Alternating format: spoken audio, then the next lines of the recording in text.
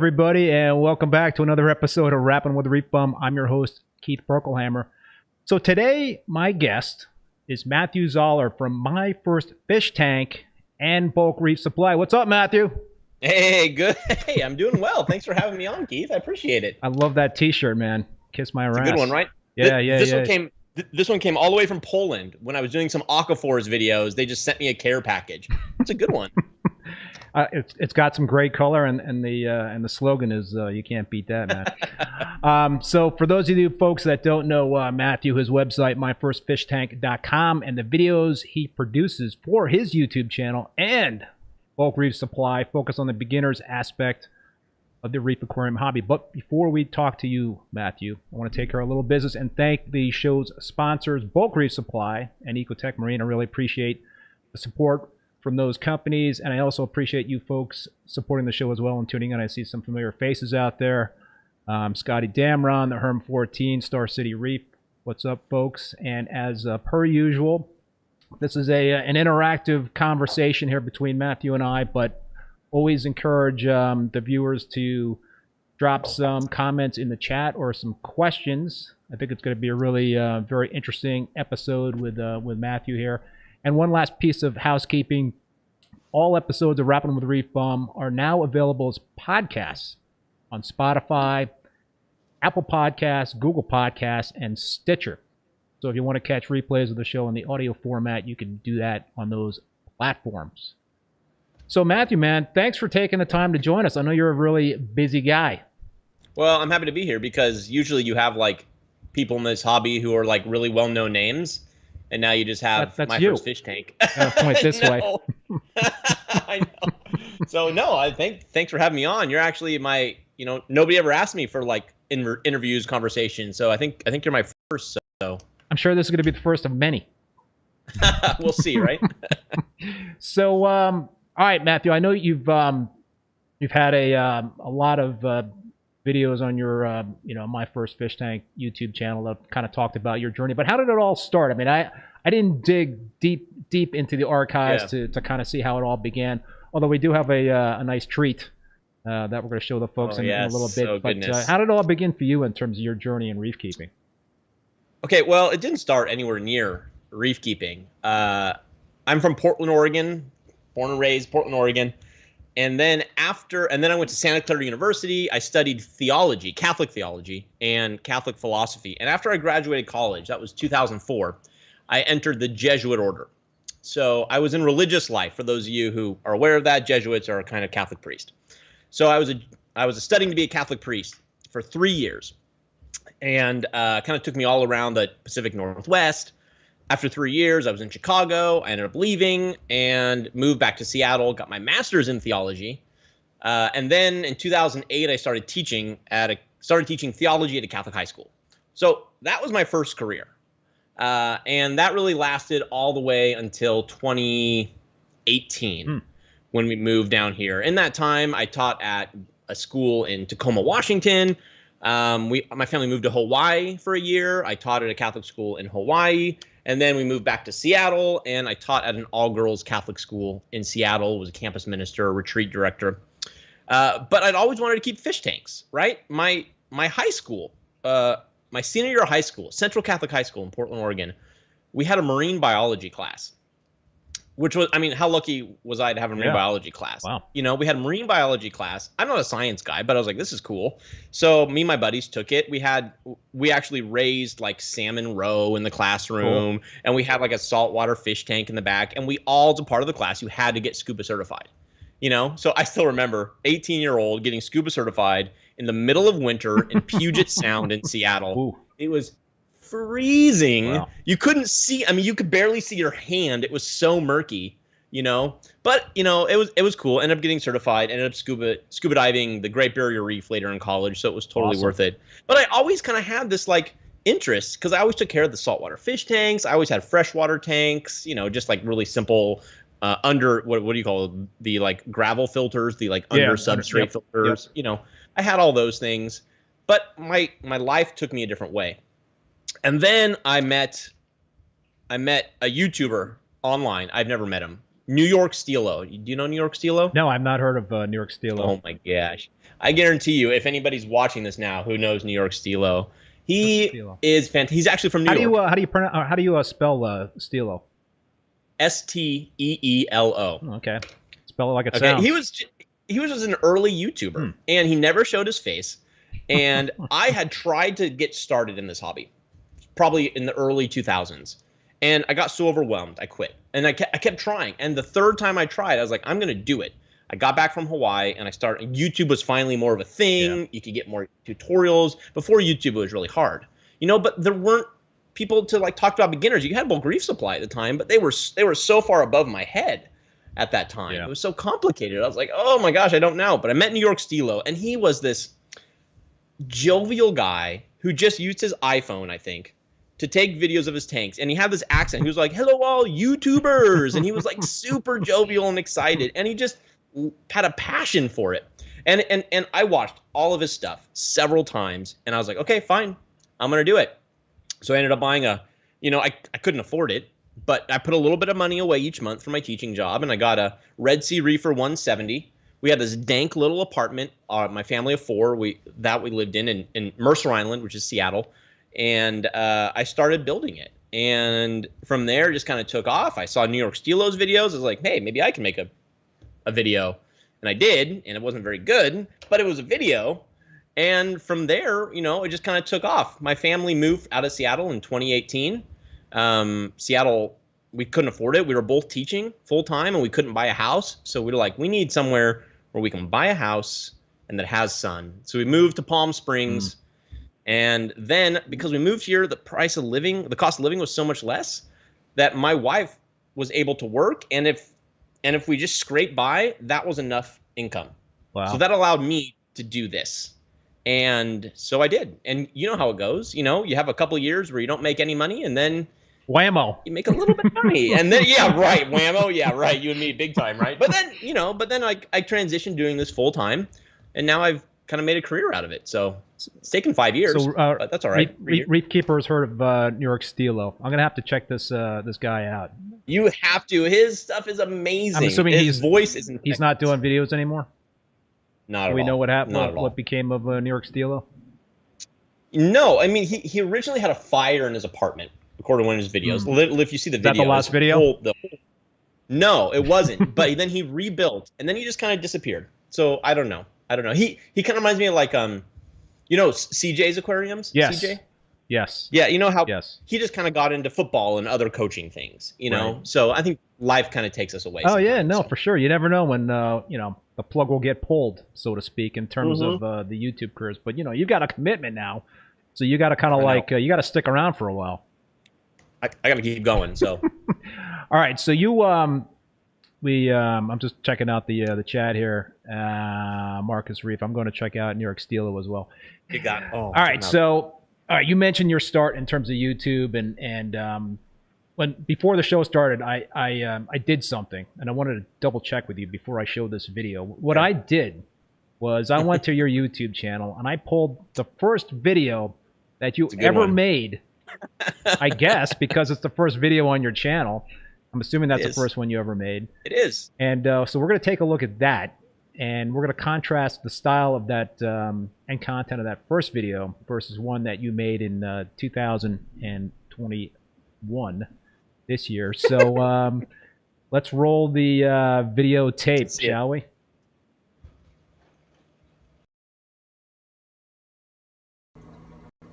Good morning everyone, and welcome to this video on my Red Sea Reefer 170.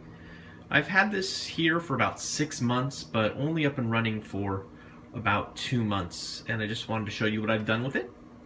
It is awesome, and I do absolutely love it. So as you can see from inside the tank, I have Carib Sea live sand. It's sugar fine, but it has some bigger chunks in there as well.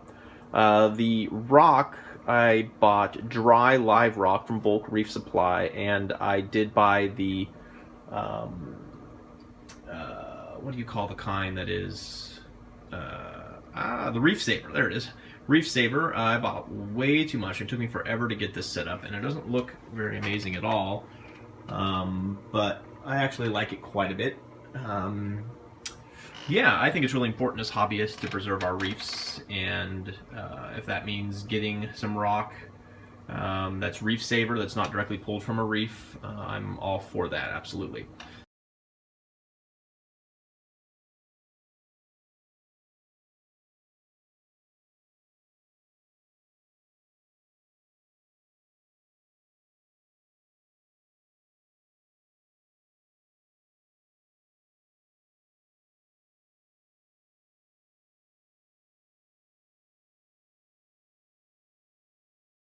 A $150 giveaway later in this video, so be sure to stick around till the end for your chance to enter. Hey everybody, Matthew here from My First Fish Tank in a collaboration with Marine Depot, coming at you with double digis today. Video 10 in the beginner how-to guide for saltwater aquariums and reef tanks. We got 4 tasks we need to cover today. Number 1, what to do when your gear arrives, then choosing the right location for your tank, how to leak test your tank, and I forgot the last one. How to level your tank. Let's try it again. What to do when your gear arrives, choosing the right location for your tank, how to leak test your tank, and how to level your tank. If you're just joining us for the first time and you haven't watched episodes 1 through 9, I'll put a link to the entire playlist up here and in the description below. Dude, there's so much to talk about there with those 2 videos.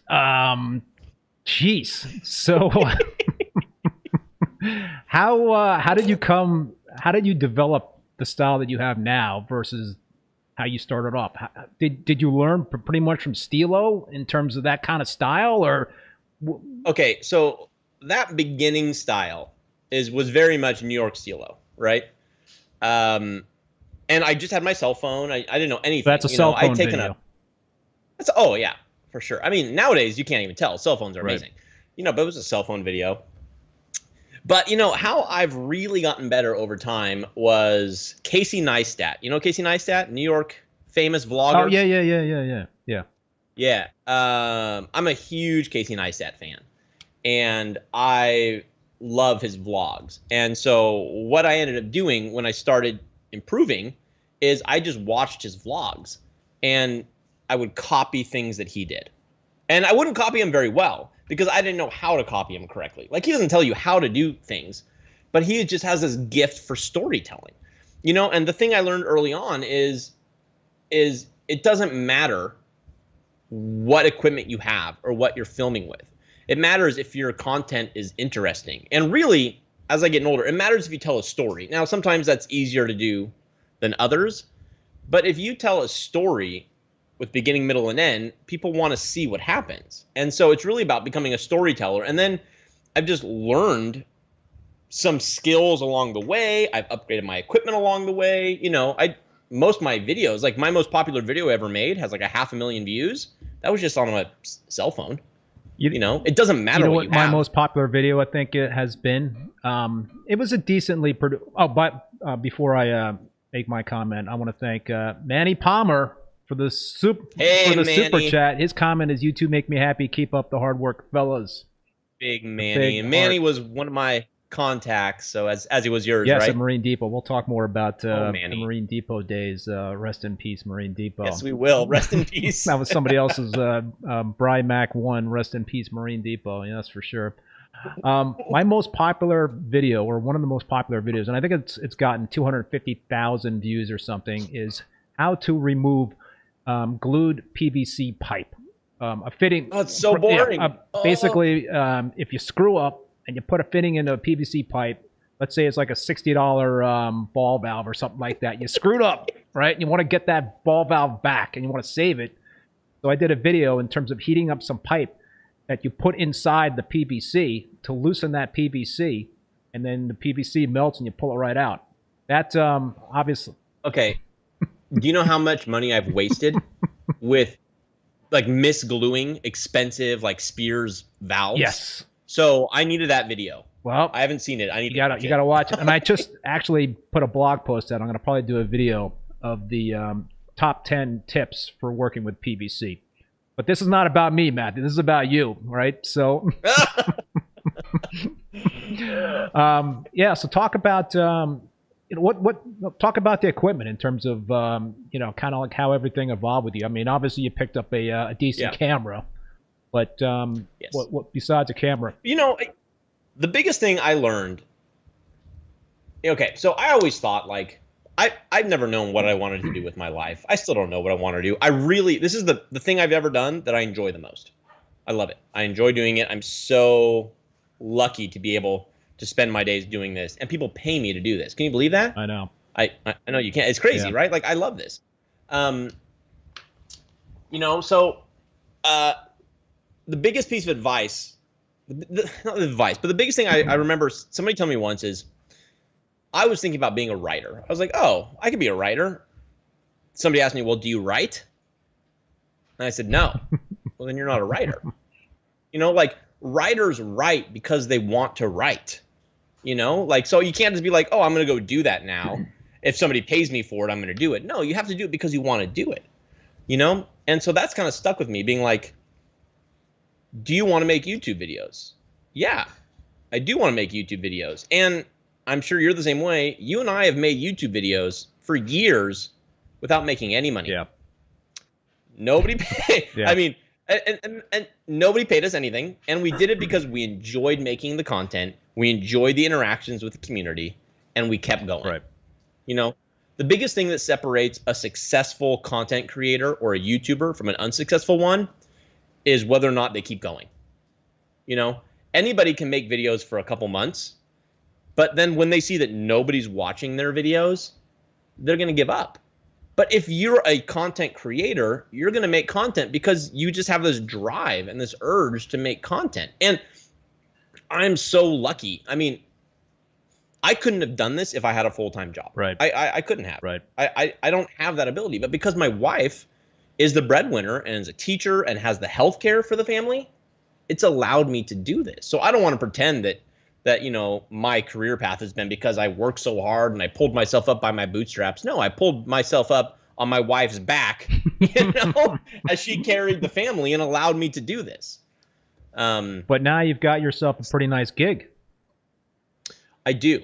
I mean, I can't imagine a better gig. You know, when I was younger, I used to do like acting when I was younger, but then I never did it as an adult. And I'm like, oh, it's kind of coming back around now, you know, like, you know, relearning how to talk into the camera and how to craft stories. And, you know, but it took a long time. If people see this background, which is obviously the background for my videos, this took years to build. I mean, if you go back and look at my videos, you will see how I went from a dank 2-bedroom apartment with my family of 4, you know, up to this, which we don't live in a big house. It's 1,500 square feet, Small. but it's a great house. But like, how we got to this, it was step by step. And sometimes people will leave comments being like, oh, you sold out, you know, you did this. And I'm like, I don't respond to them, but I'm like, that's the most ridiculous thing I've ever heard. Like, my best year last year, Keith, I grossed $36,000.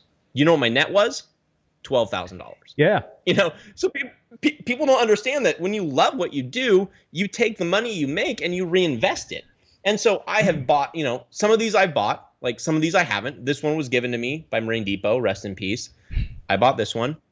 This one was given to me, and this was my neighbors who just gave up. And then I just had to take it. So whatever, I took it, you know. So people are like, oh, you do this for free stuff. I'm like, I mean, are you kidding me? You know, I spend 50, 60 hours a week doing this hobby, and I occasionally get free things. And I have spent, I don't know, 50 grand, maybe more on this hobby. I'm sure you have too. I don't want to know how much I spent on this hobby because my wife might be listening. But you know what it's like? Like, as you get better at this hobby, you upgrade your gear. Yeah. You That's know, part that's of how the it is. disease. So like, it is. And that has come true for me on the YouTube side as well. Because it wasn't, for me, it was never just about the tanks. I wanted to create a good product. I wanted to create a nice video. So, you know, now I have like Rode microphone, boom mics, you know, I have box lights, I have ring lights, I have Blue Yeti mics. I bought my first camera, it was $1,000. I thought that was a lot. Then I bought a second camera that cost me $2,500, you know, and then I bought a drone, and then I bought underwater cameras, but I didn't buy these all at once. Yeah. I saved up the money I made, and then I bought them piece by piece over 3 years. Right. Yeah. Do you have a gimbal? I did. One of my first gimbals I got, actually. You should check it out. It's a review. I think I made a review on YouTube. Oh, was this the iPhone gimbal or whatever? Yeah, the Harem yeah, gimbal. That looked pretty cool. Do you know how I got that gimbal? I couldn't afford it. So I contacted 5 gimbal companies on Amazon. You know, Amazon always wants to send you free stuff so that you write a review. And one of them got back to me and sent me them. They said, make a video. So I made this video with the gimbal, which is actually a pretty decent video, one of my earlier videos. And I liked it. I got a gimbal for free. But nowadays, I don't even need that because like iPhones have such, like, you don't even need the gimbal for an iPhone. It's so good with image stabilization nowadays. Yeah. So I don't even use it anymore. I have a gimbal that I use. I have a Sony a7 III. I think that's what it is. It's a mirrorless camera. I used to shoot with a Canon, and it was great for photos. I bought this Canon back in 2015, and but I knew I wanted to do video, but it only shot HD. So back in 3 years later, I upgraded to the Sony because I just heard great things about Sony and 4K. I wanted to like get a 4K camera. Yep. So I was very psyched that I made that transition. I'm very happy with it. But I also did buy a gimbal for that camera. My one regret, and I'm gonna probably have to make another investment pretty soon, is that the Sony, and now we're kind of geeking out here on photography, and we might be losing a few of the reef keepers that are watching here, like expecting some reef tank talk. But we're getting back to that. I promise. We're gonna be talking reef stuff. But so the only problem with this the Sony camera is that in 4K I can't shoot super slow-mo stuff.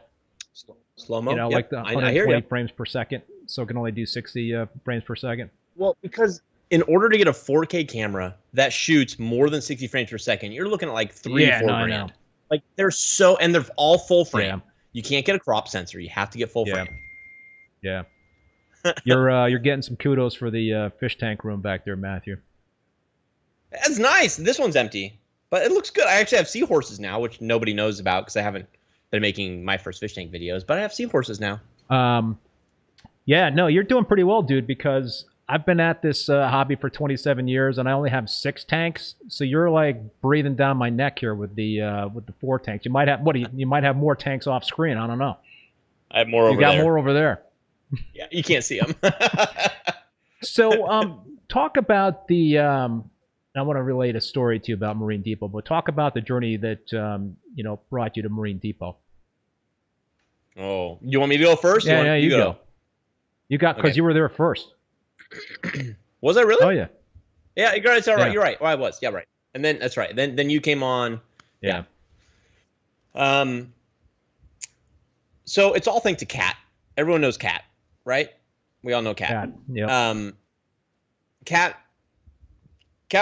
worked for Marine Depot. She's so well known in the hobby. She's like a marketing and social media guru. Yeah, exactly. And she was a guest on the show. It's all thanks to her. Was she really? Yeah. Yeah, I mean, I can probably credit most of my career in the last 2 years to Kat, to be honest, because she introduced me to Wayland, which Wayland was the owner of Marine Depot, and I remember. She was like, well, she really liked what I did and was like, hey, do you ever consider working for Marine Depot? And I was like, yeah, that'd be great. I was small, I had a decent Instagram following, maybe 8,000. So she just like randomly reached out to her, or did you guys know each other before? No, but I had met her at a Reefapalooza in Los Angeles. And I was surprised because she knew who I was, which was surprising to me. And evidently, she had watched my videos for quite a while. I didn't know that. I was surprised. I'm like, oh, you're a Kat. I know who you are. So anyway, we kind of talked a little bit there. That was several years ago now, pre-COVID, obviously. But anyway, so she was like, hey, you maybe want to do something for Marine Depot. We didn't know what it was at the time. So I remember I took for anybody who's been to Palm Springs, my family took the tram up to the mountaintop. You've never been here, but it goes from the desert floor up to like 10,000 feet in 10 minutes. And you go to like the very top of the mountain, which is gorgeous. Cool. And I remember I got a phone call from Wayland. I have still to this day never met Wayland. I don't know if you have. Have you met Wayland? Just via video chat. Okay, I've never even video chatted with Wayland. I talked to him once on the phone. Like that was literally it. And I talked to him on the phone, and what he wanted me to do is he wanted me to write blogs for Marine Depot. They're going to pay me $200 a blog, but it was going to be as an anonymous staff writer. And so I thought about it, and I called him back a couple days later, and I said no. I said my goal is not to my goal was not to have an active income, which meant I just had to write constantly. I do write, but I'm not a writer at heart. I mean, I do it more because I have to. You know, so I said no. I said, but here's what I would be interested in doing. And that's when I proposed my whole idea about making videos for Marine Depot. And I said we could both share ownership of it, and you could pay me this much money. And they said yes. And this was just, this was pre-COVID. And they said yes. And so, okay. So I ended up going out to the Marine Depot headquarters, which is like a 2-hour drive. I went out there one time. I met with their video guy at the time, Michael, who quit soon thereafter and moved on to other things. And we made this 10 video series. I didn't make a dime. They didn't pay me anything. Like, I made nothing. And but what happened is that got my name and face out there, and I figured that was valuable to me. Sure. To get me out there, because Marine Depot, it's a big deal. Probably at the time was the second biggest after bulk resupply. Used to be the first biggest. And so I made these videos, and they were vlog style. They were very Casey Neistat, and you should watch it. They're actually pretty good. I did drone footage in like every single video, and it was fun to make, but it was a ton of work to make those videos. And then after 10 videos, they were like, well, man, we love this. Let's keep going. So then I met Manny and I met Steven, and they're like, you know what? We don't feel right about not paying you. So give us a proposal. So I gave them a proposal, and they, to my surprise, said, yeah. I mean, just simple as that. Let's do it. So I started making videos for them every single week. And Michael, who was working for them, quit just soon thereafter. Time. It was, and then the pandemic hit, and they had nobody in their media, like nobody to make videos. So I became their de facto face of Marine Depot, even though I've never been a Marine Depot employee. I've always been my first fish tank. I've just contracted with them. But they didn't have anybody, So I kind of filled that void, and that's really where, I gained strides as a YouTuber, and where I had to hold myself to a timeline, and I had to produce content on a consistent basis. And that's, when your feet are to the fire is really when you learn the most. And that continued until the day Kat called me and said, hey, bad news, Marine Depot was sold today. And I was like, what? Yeah. as you also know about. So Kat was also the one that reached out to me. And Kat and I had met before. So I'd known she's Kat, great. Yeah, she's so awesome. Great. And so she kind of I don't exactly remember what she said to me, but she floated the idea out about potentially doing some video collaboration with Marine Depot. And she said, there's a guy that's doing videos for them, Matthew. Why don't you go check out some of his videos?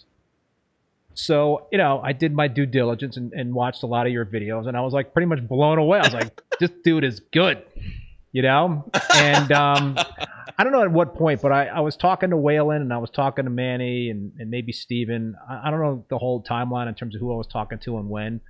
But basically I said to them, maybe it was via email, I was like, listen, if you're expecting videos like this guy Matthew is producing, I'm not your man. And basically I was like bowing out. I was like, I can't do that, But they're like, listen, so what? You've got your own style, and we've seen your videos, and we think it would be a great fit. So if you're game, let's do it. I think that's how it went down. Yep.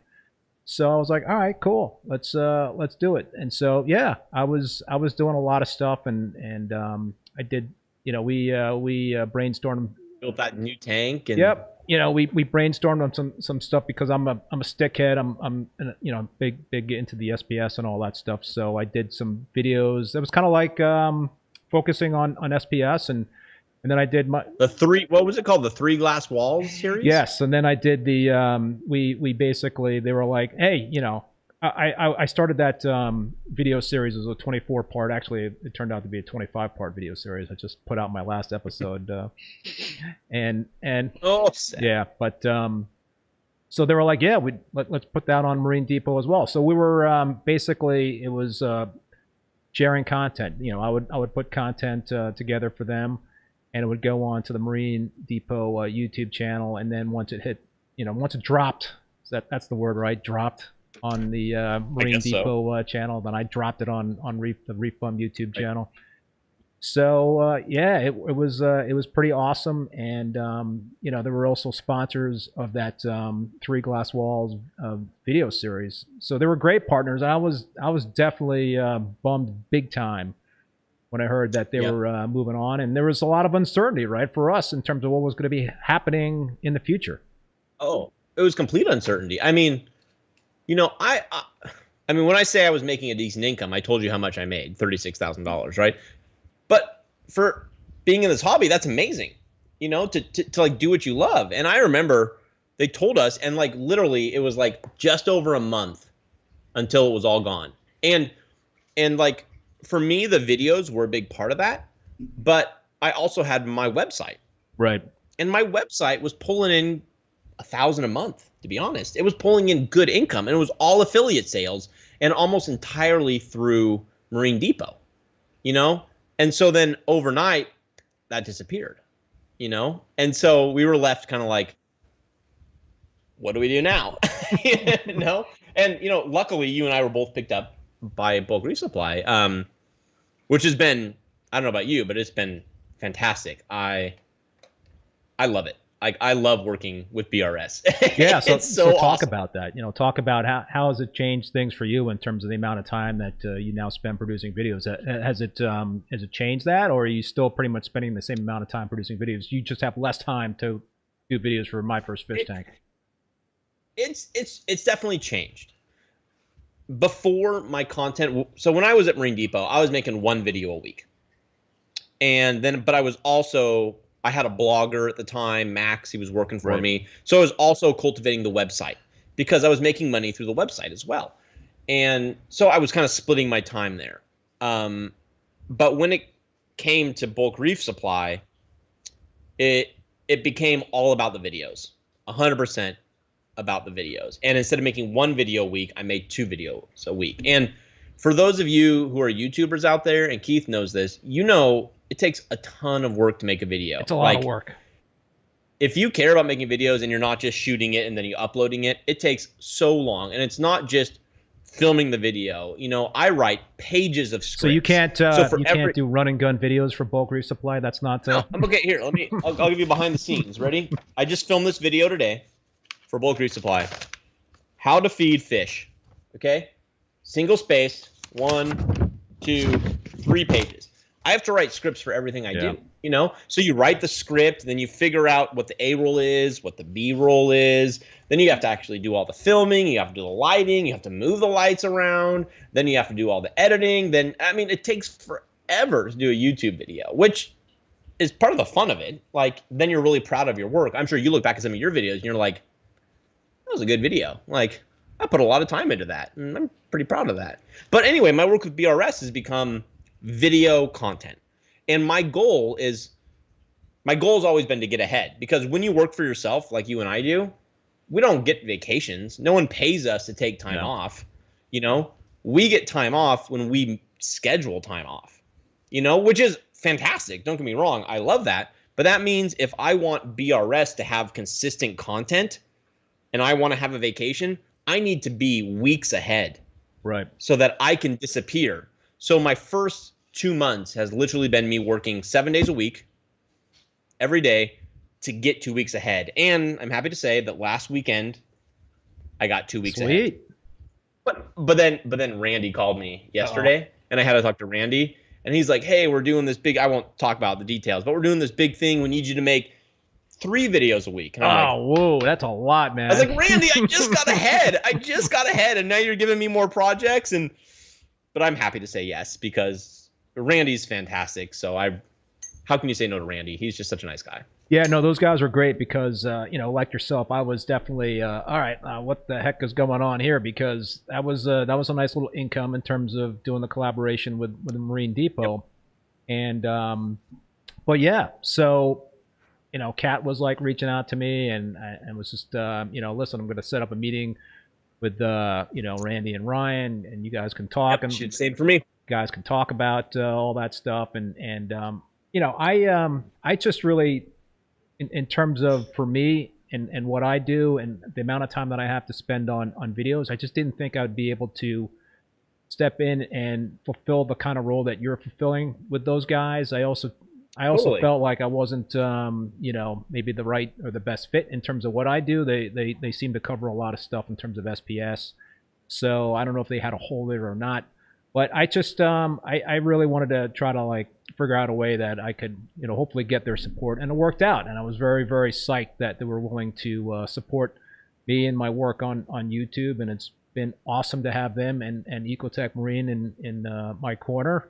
Two great brands, and I'm thrilled about it. Oh yeah. No, I think it's. I mean, you and I think we're both great at what we do, to be honest. But we have such different niches. Yeah. And that's fantastic. I've watched so many of your videos. Really? Because tons. Because I don't know anything about SPS corals. Like, you want to start, I just don't. I've always gone with I've always focused on beginners. So I've only ever focused on beginner things. So sometimes I watch yours and like, didn't know that, didn't know that, didn't know that. And you have such a calming presence about you, and my presence when I'm on camera is like, oh, it's all over the place. And so it's, which is not necessarily how I am in real life, but so yeah, I've really enjoyed watching your stuff, and I'm so glad that Randy and and Ryan were able to keep you on, because I think you're such a good representative for the brand and for Ecotech. Well, I think, in terms of what I do, on YouTube, and it seems like you're doing the same thing, is I'm just really trying to communicate my journey and my experiences, and hopefully try to pass along something, some sort of nuggets of knowledge that folks can learn from. I've been doing it for so long. And I made a lot of mistakes, but I've done some things right. I've had a lot of successes, but I've had some pretty amazing failures and some recent failures that are very humbling. I could tell you. Well, I remember. Wait, in that new tank, didn't you have some sort of outbreak in that new tank? I remember watching some video. I had a couple issues. Well, I had a major dinos outbreak. Yes, which that's what it was. That was the second time I ever had dinos, and the first time I had. Pull your hair. Yeah. Well, I wish I could, but pull the chin hairs out. Pull the chin hairs. Yeah. I had dinos 5 years ago, 6 years ago, in my 187 gallon, SPS dominant tank, and I eventually broke that tank down because I was so frustrated. I never had that, had dinos before. In retrospect, I should have tried UV, because that was like one of the one things I did not try with that tank was UV. But I was like reading, reef discussion boards and just picking up a whole bunch of bad advice from people. And actually it was my fault, because I was just kind of taking the, the shotgun approach, just like trying this and trying that, and just randomly doing things without really thinking them through. And I was just kind of going against a big thing that I always tell people to think about, which is to not act quickly and to really think hard and do your research. And I wasn't doing that, and I paid the price for that failure. Well, it's so. One of the biggest advice I give beginners all the time, and I only give this to beginners. I say don't go to the forums. And I only give it to beginners. As an intermediate or advanced, absolutely go to the forums. But as a beginner, there is so much that's just not helpful. And there's people who are just always going against each other. And unless you know how to sift through that, forums can be a nightmare.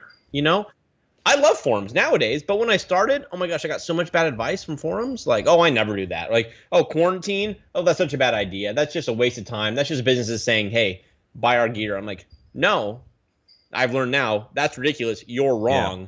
Quarantining is amazing, and you need to do it. Yeah, no, it's the only thing that's stopping people from quarantining is money, because it's a little extra expense in terms of setting up a quarantine tank. I had never had a quarantine tank for my SPS until the past year or so, when I set up the new Peninsula tank. And listen, I knew it was a great idea, and it's tough, because if if you get some certain, parasites and whatnot, certain bad guys in your tank, then it could potentially be game over. Totally. So a quarantine tank makes total sense. But what happened? With the Peninsula tank, another major thing that happened was I lost. How many fish did I lose because of a siphoning accident? I had some.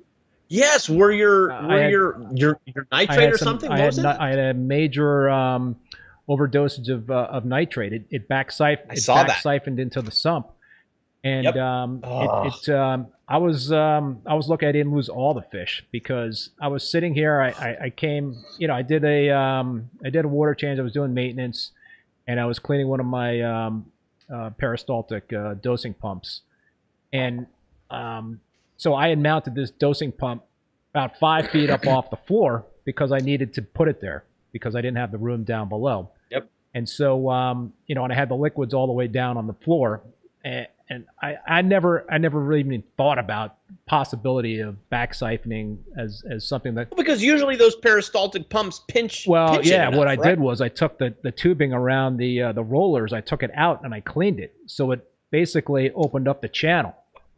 Oh, that's what happened. Opened up the channel. So anyway, I finished the maintenance and everything looked great. And I think I went out skiing and I came back like an hour and a half later. And I came downstairs and I looked at the tank, and none of the fish were out. I've got like 20 plus fish in that tank. I'm like, that's odd. All right, I guess maybe they're sleeping in or something. I don't know. So I went to my desk, which also faces a fish tank, and I started doing a little work. And the next thing I know, a fish jumps completely out of the water.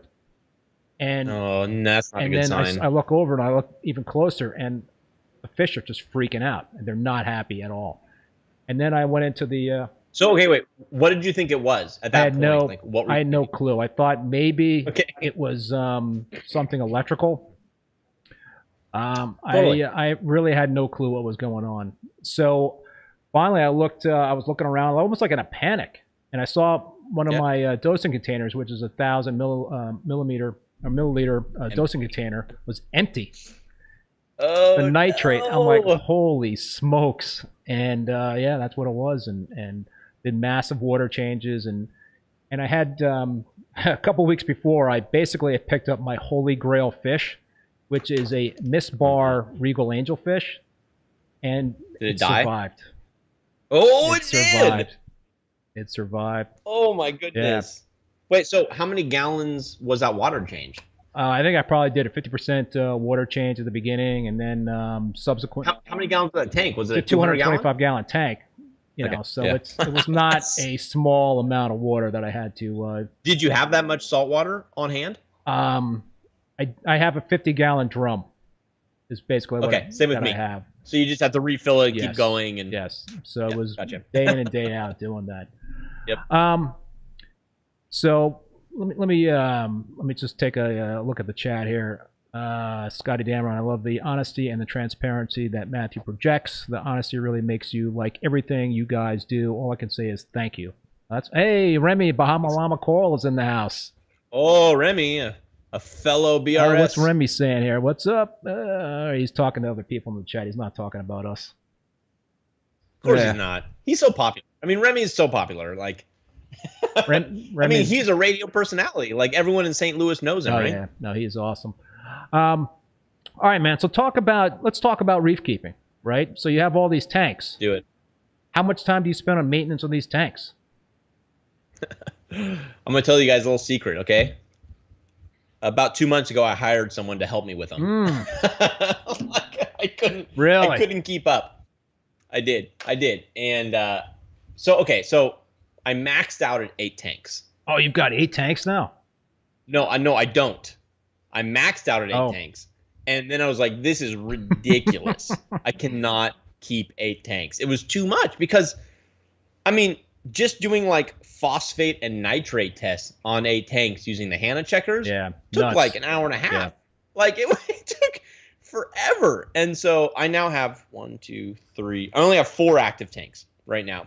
But I hired someone. And I know people probably leave snarky comments down below because I hired someone. But like, it saves my life. Like I hired someone 5 hours a week he actually did house sitting for us, and he loved my tank so much that he's built his own saltwater tank. Oh, cool. So he wants to learn about the hobby. So I'm like, great, come over here. So he comes over every Wednesday for 5 hours, and I basically have him do water testing and water changes.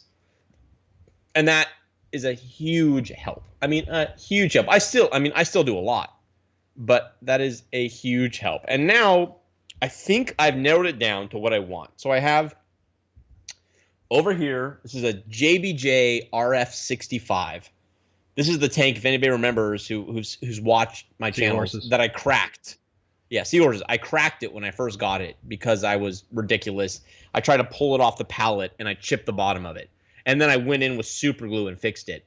And everybody said, throw it away. And they might be right, but to this day, the super glue is still holding. It's still holding, so we'll have to wait and see. But this was always going to be a seahorse macroalgae tank. So I worked with Felicia McCauley, who she's written tons of stuff for the Coral magazine. She also, anyway, she's a seahorse expert. So I've worked with her, and I've worked with Tyler at Inland Reef. I don't know if you follow his stuff. Fantastic stuff out of St. Louis as well. And so he was my macroalgae guru. And so I basically set this up as a macroalgae tank first.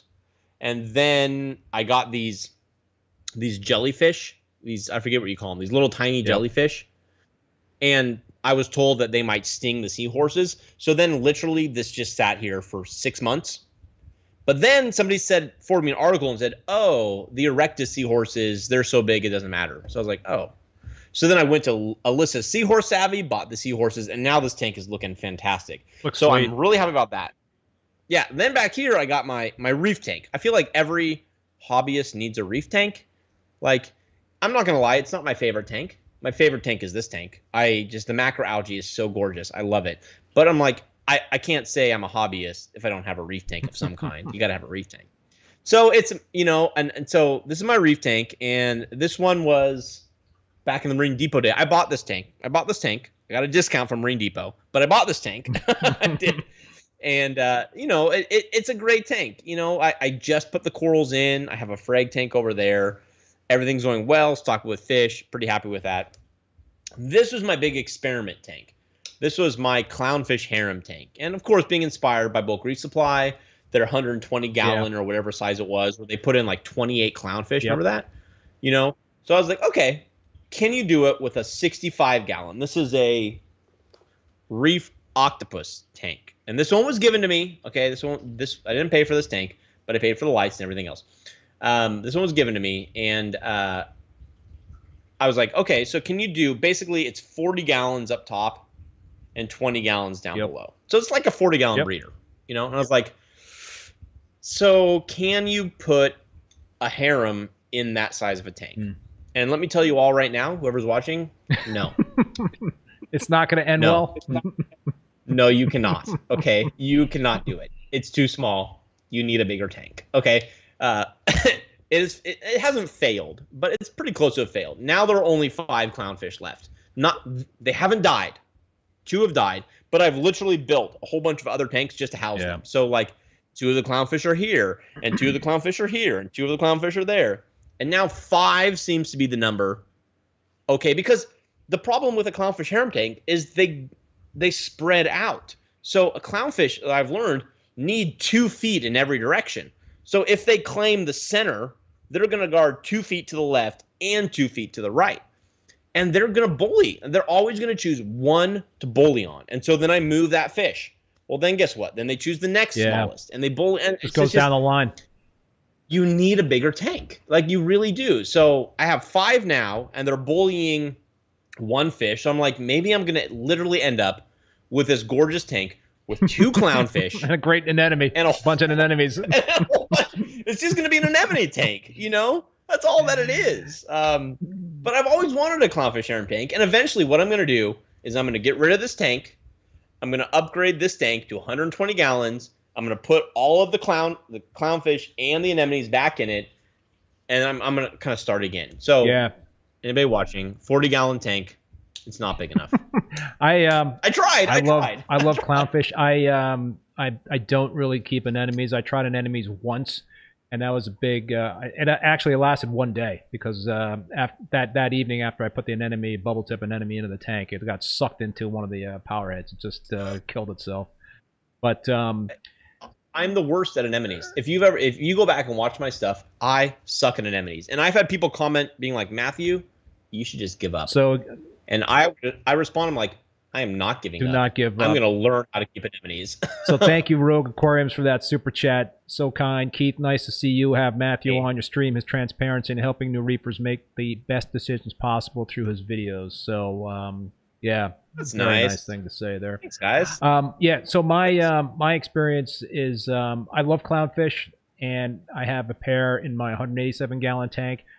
For the new tank, I really wanted to keep 2 pairs of clownfish, but I knew it was going to be kind of a bit on the, kind of like yes or no on the edge in terms of whether or not I could do that. It's a 6-foot long by 3-foot wide by 20-inch tall tank, but knock on wood, so far so good. I've got 2 pairs in there, and it's kind of odd behavior because during the day the pairs spend time away from each other on opposite ends of the tank.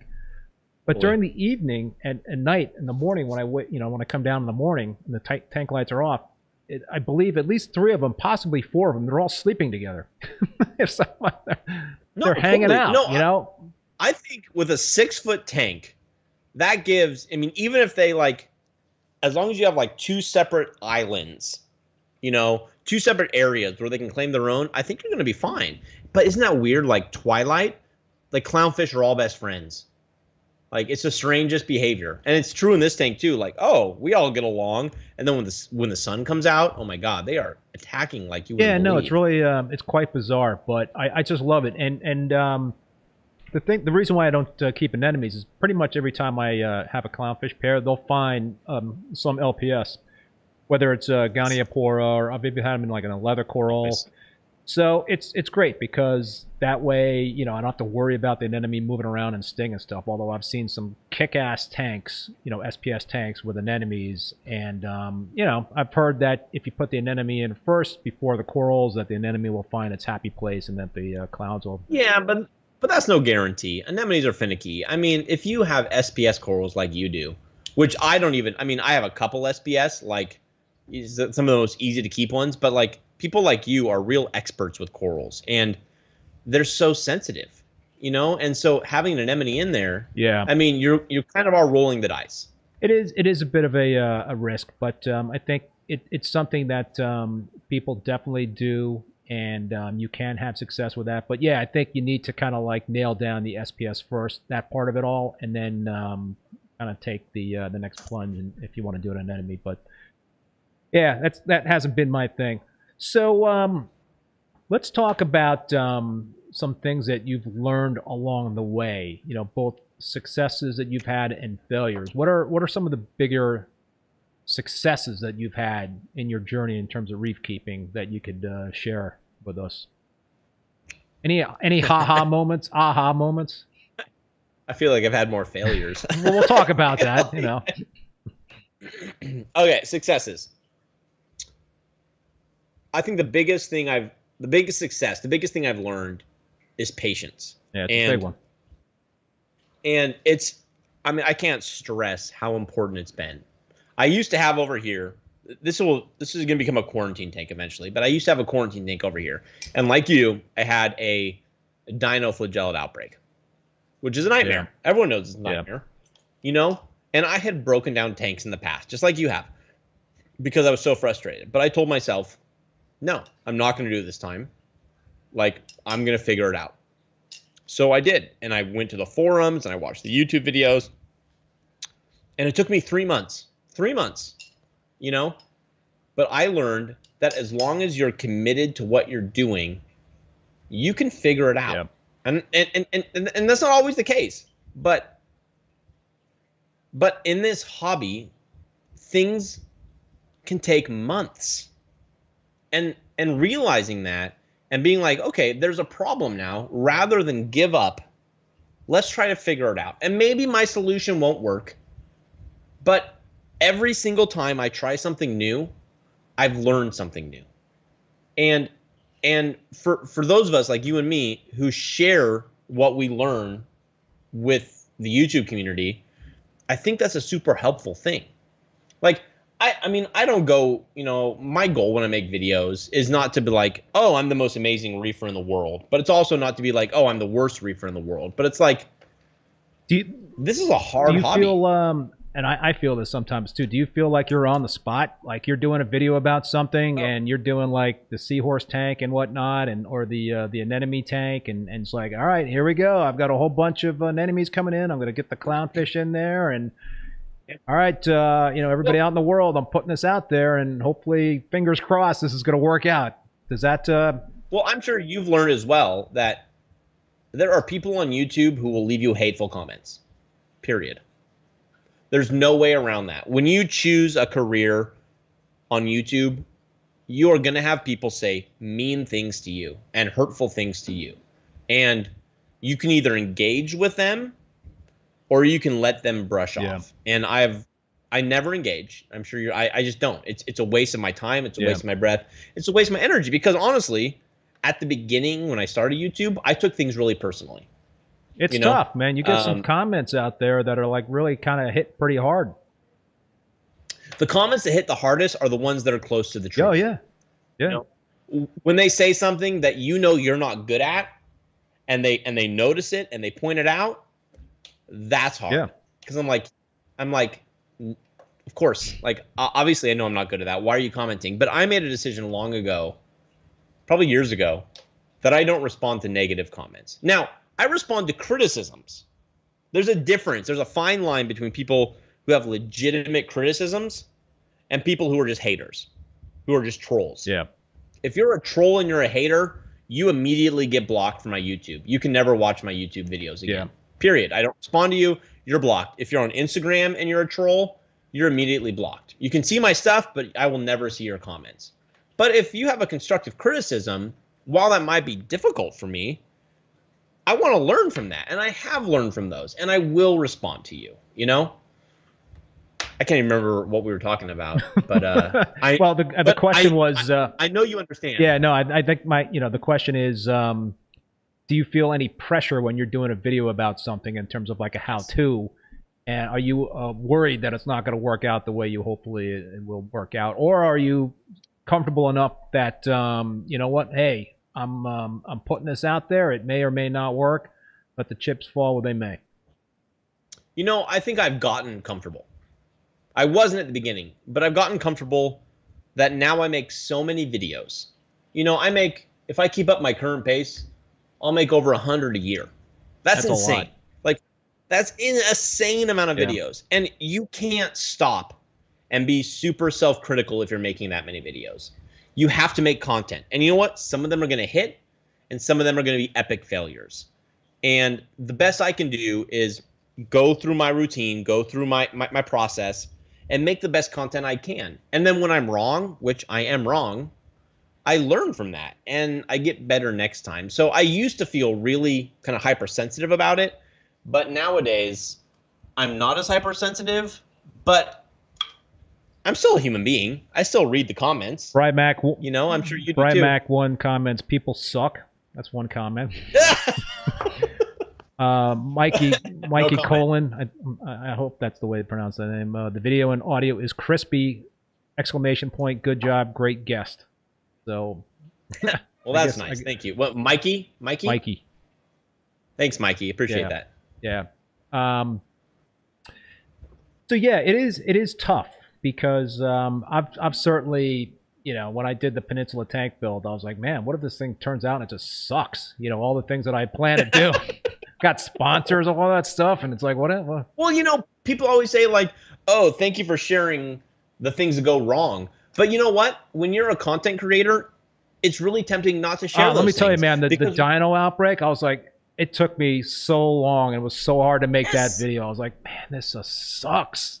Well, because not only do you feel terrible, but you know, and maybe people don't know this, when you make content about the failures, people love to like add on to your failures and say mean things. So when you're wondering why YouTubers only say positive things, it's because positive videos mean positive comments. And if you have negative videos, people leave negative comments. And that's But the other thing about negative video or content that's not hunky-dory in terms of the way it turns out is you know, when I had that major issue with the nitrate overdosing and killing all my fish, I felt so stupid, and I felt really stupid about making the video.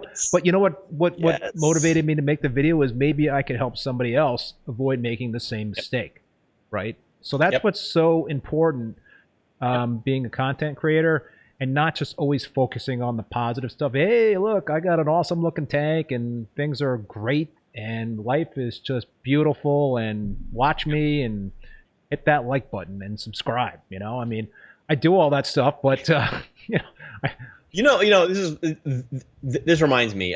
When I was in Seattle, you know, teaching and stuff, you know, the seasons got to me. I got sad in the wintertime. So I had a therapist that time, you know, and I went to see a therapist, and, you know, I was struggling a little bit. And he's like, Matthew, the best thing for you is I want you to go to work and I want everybody to hate you.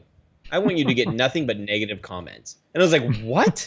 Like, you're my therapist. Why would you say that? And he's like, you know, because you're too sensitive, and you need to realize that you need to do what you need to do, and what people say doesn't matter, you know? And like, I was like, okay, I got what he said. So as, you know, I'm sure you're the same way. As I progressed in YouTube, you know, like, those negative comments just don't bother me as much anymore, because I realize you're not, well, first of all, you don't know who I am.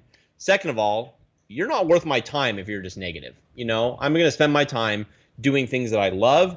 And if you don't like it, then just don't watch me, you know? Yeah, pretty much. There's a lot of choices out there. There's a lot of choices out there. So where's all this going for you, man? You know, you're doing 3 videos a day. Yeah, what does the future hold for Matthew and bulk resupply and my first fish tank? You know, I've always been, it's always been important to me to keep my brand, to keep my first fish tank. You know, I'm always going to be a beginner guy, period. I'm never going to go into an expert field. One, I'm not an expert. Two, I don't want the responsibility that goes with being an expert. You know, I'm just not. Bulk resupply has been a fantastic opportunity. And honestly, I see myself growing with bulk resupply. I really enjoy making content for them. But I always want to do more. I always want to reach more beginners, because I always feel that there's more people who have yet to enter the hobby than there are people in the hobby, you know?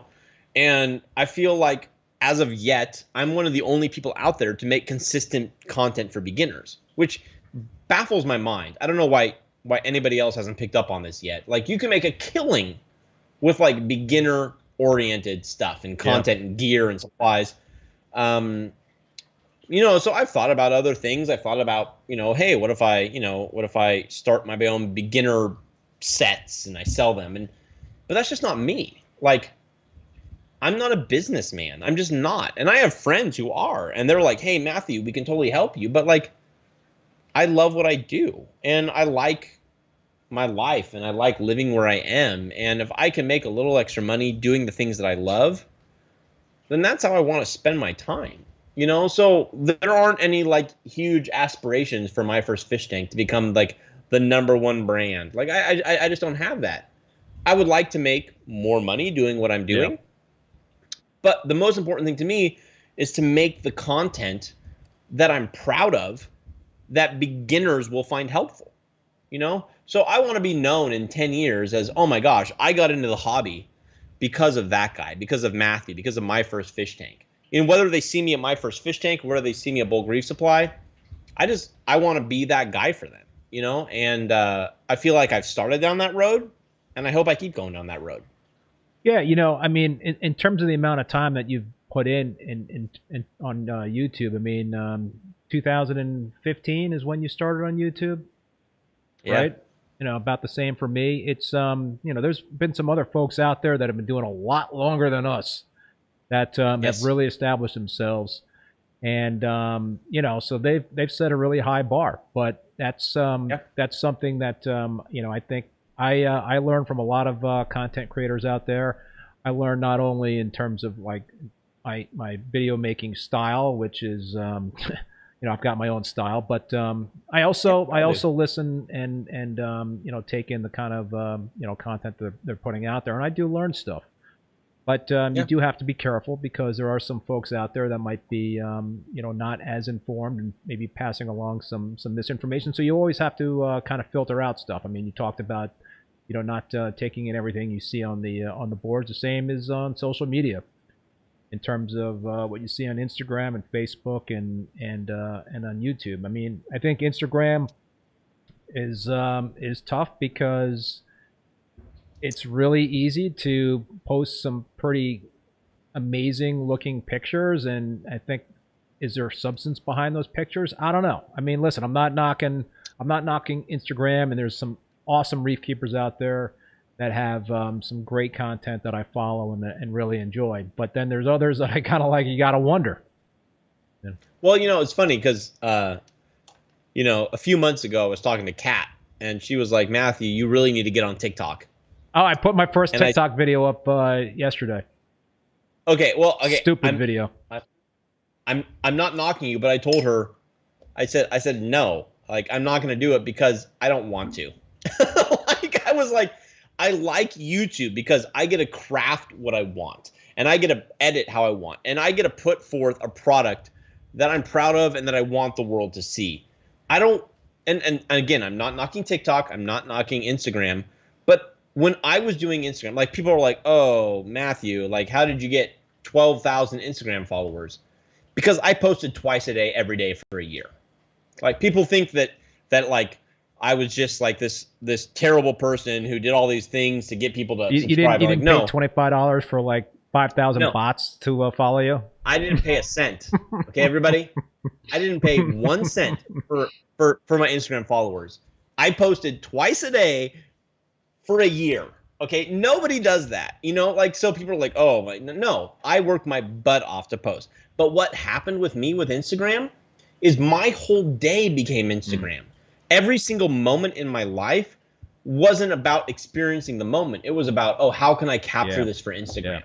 And I hate that. Like, maybe that's my seminarian background, but like, I don't want to spend my day thinking about how others think. I want to spend my day enjoying my day, period. And so I occasionally post on Instagram now, but it's no longer. And so like TikTok, there's no way I'm doing TikTok. I'm not making funny videos to impress people. I don't care about that. And does that mean I won't grow as big?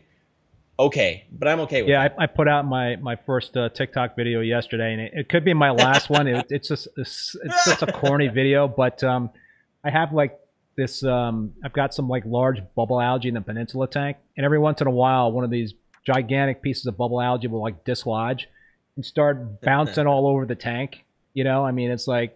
So did you put some music to it? I put some circus music to it, and you know, the whole big top circus thing, clown music or whatever you want to call it, and it just did like a 40-second video of this stupid clown music, you know, and me following the bubble algae with my iPhone. And you probably have like 1 million followers already, right? I don't think so. I don't think so. But yeah, I don't know. It's I don't totally understand TikTok. My wife is starting to get into it, but my understanding is like there's just a lot of I don't know, just a lot of funny type of content, goofy stuff on there. Totally, and you know, I don't think there's anything wrong with it. I mean, I think it's probably generational as well, you know, and I would love to one day hire somebody to just manage my social media. There you go. Know? Because I understand there's people out there who find that really appealing, you know? And so if I could hire someone to do my Instagram and, you know, TikTok or Facebook, then great. How about Kat? That's a good point. Kat could definitely do it. She's good. She's good. She is, all right, man. I got some good. rapid fire questions for you. Okay. Do I have to answer quickly? It would help. You know. Okay, I'll do it. Favorite fish?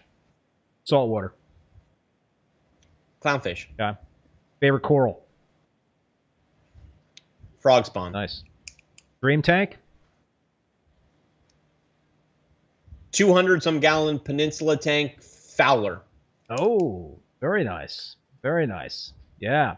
No, I love my Peninsula tank. I never had one before, and I just dig it. It is awesome. I'm gonna put it right here, between this room where nobody can see. So it's a room divider. That's the goal. Mine is not really a room divider, but I don't know. It's really cool. It's really pretty cool. All right, man. Listen, anything else? Did we cover everything that we wanted to talk about here? I mean, I guess I'm asking the questions, but I think we covered everything. Like, I'm amazed. I'm looking. Like, I actually got YouTube on my phone just to see. I was like, oh, this is what people are looking at. 62 people watching right now. Are you kidding me? That's like the most people that ever watch any of my videos. Like, we're doing well. We're doing well here. I doubt that. I mean, I was watching the BRS live feed today. They had like 453 simultaneous viewers on. Okay. I mean, well, they also have like 250,000 subscribers. So yeah. No, I'm just thankful for everyone. Like, everyone who's watched and who supported me and who supported you. Like, we couldn't do what we do and spend our time doing what we love to do without them. So, yeah, everybody who's watching right now, everybody who's going to watch, thank you guys. It really means a lot to us, and we couldn't do what we do without you. So, thanks. Ditto. Couple of comments. Brian Mac 1, where did you get the shirt? I think you mentioned that at the beginning of the show, right there. Aquaforest. It comes from Poland, all the way from Poland. Reef with me. You both put out great content. Thank you both for all your hard work. Very much appreciate that. So, all right, man. Well, listen, this was a lot of fun, Matthew. I'd love to it was very much do this fun. again in the future. So, yeah, let's stay in touch, and maybe if there's a trade show, I don't know. I'm probably not going to be traveling out west anytime soon, but who knows? Maybe our paths will cross. I'm not coming out east either. Maybe we'll meet in the middle. Maybe we'll meet in the middle. Well, there's the whatchamacallit? Reef Stock? No, in Milwaukee, Magna next year. Oh, Magna. I'll be there. Me too. Will you be there?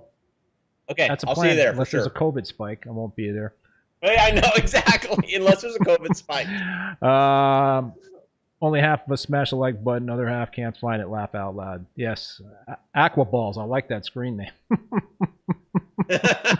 All right, folks. Well, that's going to do it for this show. I want to give my sincere thanks to Matthew for being a guest on the today's live stream.